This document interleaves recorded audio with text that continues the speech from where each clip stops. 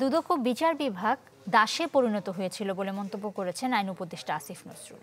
আন্তর্জাতিক দুর্নীতি বিরোধী দিবসের আলোচনায় তিনি বলেন, আওয়ামী লীগ নেত্রীর পরিবার দুর্নীতি করলেও উল্টো মামলা হয়েছে খালেদা জিয়ার বিরুদ্ধে।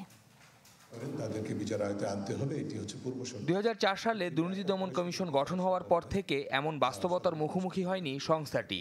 চেয়ারম্যান কমিশনার ছাড়া ঘটা করে উদযাপন করতে হচ্ছে আন্তর্জাতিক দুর্নীতি বিরোধী দিবসের কর্মসূচি। সৃষ্টি হয়েছে তার মধ্যে কিন্তু সাধারণ মানুষের। এ উপলক্ষে রাজধানীতে আয়োজিত আলোচনা সভায় অংশ নেন সমাজের গণ্যমান্যরা।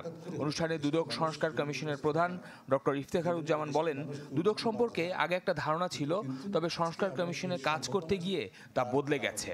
আজকে সংস্কার কমিশনের দায়িত্ব পালন করতে গিয়ে যেই ধরনের তথ্য পাচ্ছি সেটি অত্যন্ত বিব্রতকর।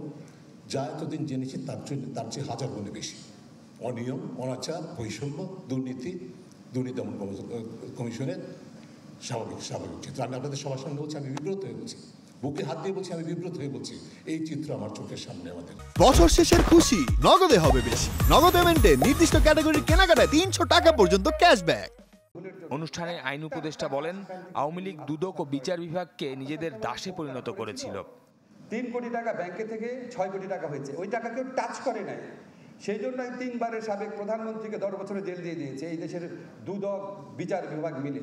চোর প্রধানমন্ত্রী, যার পুরা পরিবার ছিল চোর, সে সারা দেশে বলে বেড়াত এতিমের টাকা নাকি খালেদা জিয়া আত্মসাৎ করেছে।